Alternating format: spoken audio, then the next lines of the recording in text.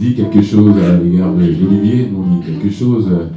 L'use à la femme, c'est une habitude évidemment poésie aussi, et qui supporte cet événement à sa manière.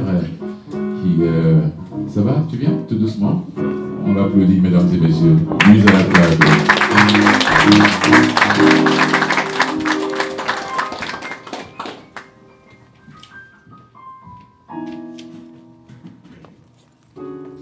Bonsoir à tous. Bon dimanche poétique. À défaut d'aller à la messe, on se réunit au moins autour de la poésie et en reconnaissance à un grand poète aussi. Donc j'ai eu beaucoup de mal à décider quel est le poème que j'allais choisir aujourd'hui. Je les aime toutes. Je me suis retrouvée à les signer, mais en tout cas, la rencontre avec Olivier s'est faite grâce à Vivement Poésie. J'avais entendu parler de lui et j'ai acheté son premier 200 à la coop de l'UQAM et je l'ai fait signer lors d'un Vivement Poésie. Alors je vous partage une dédicace qu'il m'a faite. Fille de la mer, sous les pavés, ta place pour exercer ta chaude loi éruptive jusqu'à nous, Olivier Marchand.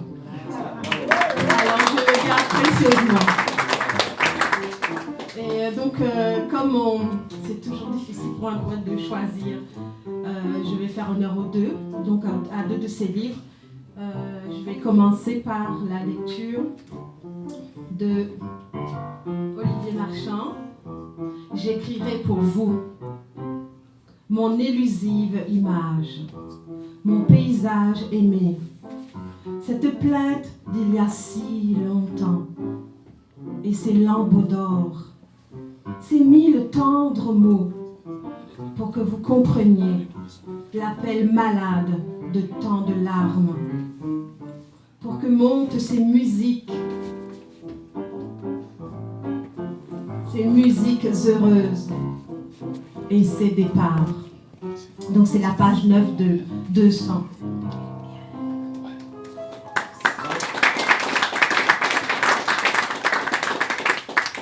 Une des anecdotes avec Olivier Marchand, c'est la belle surprise dans ma boîte aux lettres d'une carte et d'un autre livre qu'il m'a offert, qui s'appelle « Par détresse et tendresse ». Alors c'est sûr que moi j'ai beaucoup de tendresse pour le poète et pour la poésie. Et une belle carte de colibri qui dit « Une gentillesse a une beauté qui lui est propre ». Et dans cette carte, il me mettait « Tu es venu à moi, je viens à toi, merci ». Tous amarrés héroïquement. Et là, j'aimerais partager le dernier texte de ce livre, que je trouve qu'on en a besoin à l'ère de ces Trump et de ces fascistes, excusez-moi, mais il faut que nos cœurs réapprennent à aimer mieux. C'est très important pour nous tous.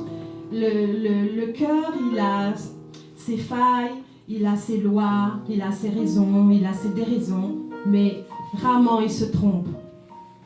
Et j'aimerais vous inviter à prendre conscience de ce dernier texte par détresse et tendresse, parce que vraiment, c'est difficile de vivre dans un monde où on ne se sent pas aimé. Pourtant, nos mères nous ont mis au monde avec ce grand espoir, ce grand rêve de dire, voilà, ma fille sera aimée un jour, mon fils, mon arrière-petit-fils. Donc, j'estime qu'il faut qu'on se reconnecte à l'amour, mieux que ça. Parce que ce n'est pas bon pour la planète, ce n'est pas bon pour les humains, ce n'est pas bon pour les poètes. Tout aimer jusqu'au dernier souffle, afin que rien ne se perde de l'offrande et du temps de vivre et du rôle d'homme, femme, enfants de partout, yeux de tous, perdre tout son temps à tout aimer, à y croire, parce que c'est vrai, parce qu'on ne peut dire le contraire, parce qu'on peut dire autre chose, mais pas le contraire. Aimons-nous mieux, s'il vous plaît. Merci, Olivier.